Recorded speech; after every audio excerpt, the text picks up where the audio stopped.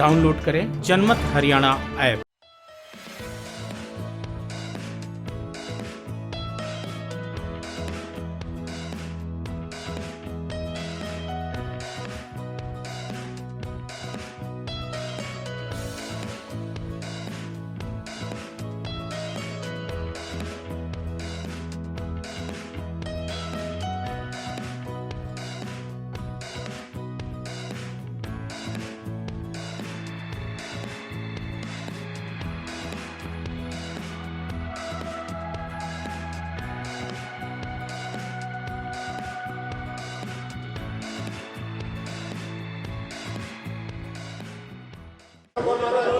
साहब, आज विश्व कार्मिक दिवस के मौके पर आप लोग साइकिल और ई रिक्शा के माध्यम से सचिवालय पहुंचे हैं। प्रदेश के लोगों को क्या संदेश है सरकार का? मित्रों, आज 22 जुलाई न केवल अपने देश में बल्कि दुनिया के दर्जनों देशों ने इसको सन 2000 में इस दिन को फ्री कार डे मनाने का एक संकल्प लिया था और लगातार इन देशों की संख्या उसमें बढ़ रही है, क्योंकि हम जैसा देखते हैं कि प्रदूषण जैसे बढ़ रहा है तो पर्यावरण की सुरक्षा ये उसमें एक आवश्यक पहलू है। बहुत से कार्यक्रम पर्यावरण सुरक्षा के चल रहे हैं, उसमें एक ये है कि कम से कम एक दिन लोग अपने डीजल के पेट्रोल के वाहनों पर न चलें। कार फ्री डे एक संकेत के रूप में उसका नाम रखा गया है, लेकिन असल में डीजल पेट्रोल इस पर चलने वाली गाड़ियाँ ये कम हो, ई वाहन वो ज़्यादा चलें, लोग साइकिलों का उपयोग करें, लोग पैदल चलें, ताकि अपना स्वास्थ्य भी ठीक रहेगा और प्रदूषण की भी कमी आएगी। क्योंकि हम जैसा देखते हैं दिन ब दिन जैसा प्रदूषण बढ़ रहा है उसके कारण से वायुमंडल में ऑक्सीजन की बहुत कमी आ रही है और हमने अनुभव किया कोविड के दिनों में कि ऑक्सीजन की कमी के कारण से बहुत बड़ी संख्या में लोग कोविड से यानी एक प्रकार से प्रभावित हो गए। उनके लिए ऑक्सीजन की सप्लाई तरह तरह के तरीके ढूंढ करके उनको करनी पड़ी।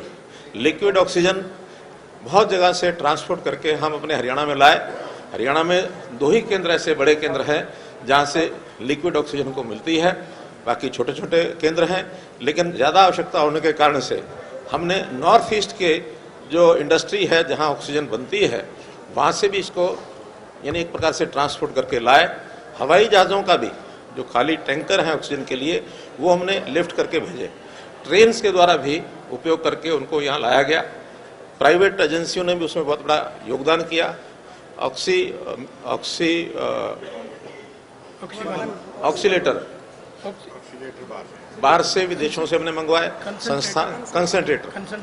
कंसंट्रेटर भी बाहर से मंगवाए और इस प्रकार से ऑक्सीजन की कमी इसको हम न रहने दें, हमने भरपूर उसका उपयोग किया और हमको सफलता भी मिली।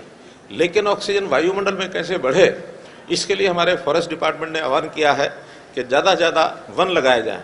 हर साल करते हैं, इस बार विशेष योजनाएं बनाई गई। जैसे बहुत बड़े पेड़ जिनकी आयु 75 साल या इससे ऊपर हो गई उनको हमने प्राणवायु देवता कहा और प्राणवायु देवता इसकी रक्षा सुरक्षा जो भी परिवार करेगा, संस्था करेगी, गाँव करेगा, उनको 2500 रुपया हर साल का उन प्राणवायु देवता की पेंशन।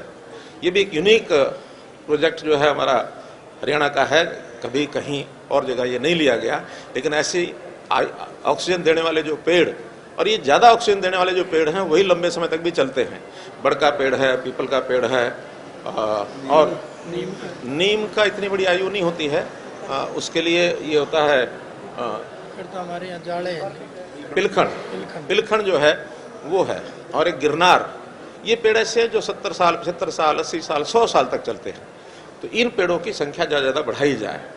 वन विभाग ने इस बार 3 करोड़ नए पेड़ लगाने का भी आह्वान किया है और उसमें सुरक्षा जो पेड़ों की कर सकते हैं, ऐसे खास करके विद्यार्थियों को प्रोत्साहन देने की बात भी हमने कही है।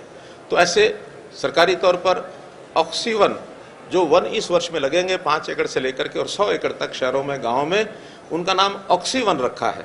और ये ऑक्सीवन लगाने का प्रयोग भी बहुत से प्रांत इसका अध्ययन करके अपने अपने यहाँ लगा रहे हैं। आज भी मेरे पास पंजाब से एक ऑफर आई कि हमारे यहाँ एक ज़मीन है और उस पर एक ऑक्सीवन की स्थापना ये करा दीजिए। तो इस प्रकार से ऑक्सीजन के प्रति बहुत एक जागरूकता ये समाज में भी बढ़ी है और ऑक्सीजन बढ़े, प्रदूषण कम हो, उसके लिए भी अलग अलग आयाम इस पर काम किया जा रहा है। उसी में जैसे आज कार फ्री डे है, तो हमने साइकिलों से उपयोग करके सभी हमारे ऑफिसर, सभी मंत्री, विधायक सब ऑफिस में, कार्यालय में साइकिलों से आए हैं। साइकिलों से ही आज अपने घरों को वापस जाएंगे। कारों को लेकर भी आपने फैसला किया है कि 10 साल डीजल वाली और 15 साल पेट्रोल वाली कारों को भी आपने स्क्रैप। जितनी कार की यानी वाहन की, किसी भी वाहन की, खास करके डीजल पेट्रोल पर चलने वाले जो वाहन हैं, उनकी आयु 10 साल से आगे बढ़ती है तो उतना ज़्यादा प्रदूषण फैलता है। तो सरकार ने एक फैसला किया है, खास करके एनसीआर के एरिया में केंद्र सरकार की ओर से ये हिदायत है कि 10 साल से पुराने वाहन, उनकी स्क्रैपिंग पॉलिसी ये बनाई गई है केंद्र द्वारा, और उस अनुसार हम भी 10 साल से ज़्यादा के जो वाहन हैं वो सड़कों से कैसे हटाए जाए, उनकी जगह नए वाहन, ई वाहन कैसे हम लाएं। इसके लिए एक गुरुग्राम में हमने प्रयोग किया है कि 5000 ऑटो वहाँ जो पहले से डीजल पेट्रोल पर चलते हैं उनकी बजाय ई ऑटो, इसका एक कार्यक्रम हमने शुरू कर दिया है। पहले एक क्षेत्र विशेष में किया है, इसको आगे बढ़ाया जाएगा ताकि शहरों से जो ऑटो चलते हैं डीजल पेट्रोल के, उनके प्रदूषण की संख्या, प्रदूषण की मात्रा बहुत ज़्यादा होती है, उसको कम कैसे किया जाए, तो ये हमने किया है।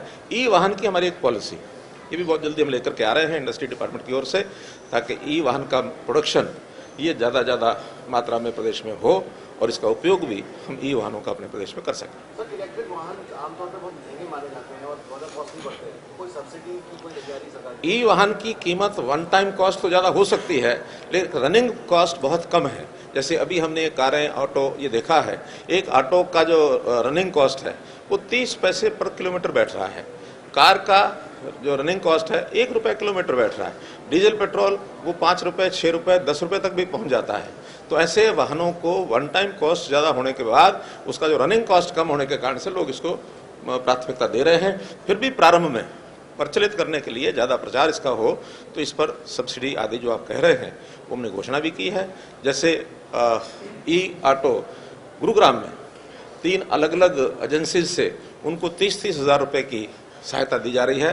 30 हज़ार तो उसका जो पुराना ऑटो है उसको मिलेगा, और 30 हज़ार रुपया वहाँ जो नगर निगम है उनकी ओर से दिया जाएगा, और 30 हज़ार रुपया केंद्र सरकार की ओर से आएगा। तो ऐसे 90 हज़ार रुपया जाने के बाद उसको बहुत थोड़ी राशि की आवश्यकता पड़ेगी कि अपना रिप्लेसमेंट वो कर सके। ऐसी कारों पर आज हमने देखा कि ऐसे ई कारों पर लगभग 48 हज़ार रुपये की जो छूट है वो इन लोगों ने दी है। तो कंपनियों को भी कहेंगे कि प्रारंभिक कुछ वर्षों में जब तक ये प्रचारित नहीं होते तब तक वो भी अपने रेट्स को कम रखें और हम भी उनको सब्सिडी देंगे। हरियाणा सरकार के विभिन्न जो डिपार्टमेंट्स हैं सर, वाहन खरीदते हैं लोकल जिले में सचिवालय के, उनमें इसको ई वाहन को बढ़ाए जाने पर विचार करेंगे सर? चूँकि अभी चूँकि डीजल की बजाय पहले सीएनजी का विषय था, तो हमने सीएनजी पर बहुत सी बसें अपनी खरीदी थी। अब सीएनजी के बजाय ई बसें ये खरीदने पर भी विचार चल रहा है। तो इसका जैसे जैसे वाहनों की उपलब्धि हो जाएगी वैसे वैसे इनको करते हैं। धन्यवाद। सरकारी वाहन है जो इस्तेमाल किए जाते हैं, जैसे आपकी सीएनजी, इस तरह की गाड़ियाँ, इन्हें भी सबसे पहले क्या इनिशिएटिव के तौर पे इलेक्ट्रिक करना है? ऐसे पहले बाद का विषय नहीं होता, और एक गाड़ी का कोई फर्क पड़ता नहीं है। जनरल पॉलिसी बनती है, उसमें ज़्यादातर लोग इसको अडॉप्ट करेंगे। उसमें मंत्री भी होंगे, विधायक भी होंगे, अफसर भी होंगे, सभी होंगे, धीरे धीरे सब अडॉप्ट करेंगे। राजनीति के आगे, राजनीति के पीछे, हर हलचल को जानने के लिए हमारे YouTube चैनल जनमत हरियाणा को लाइक करें, सब्सक्राइब करें और अपडेट रहने के लिए बेल आइकन दबाना ना भूलें। देखते रहें जनमत हरियाणा, सच के अलावा कुछ भी नहीं।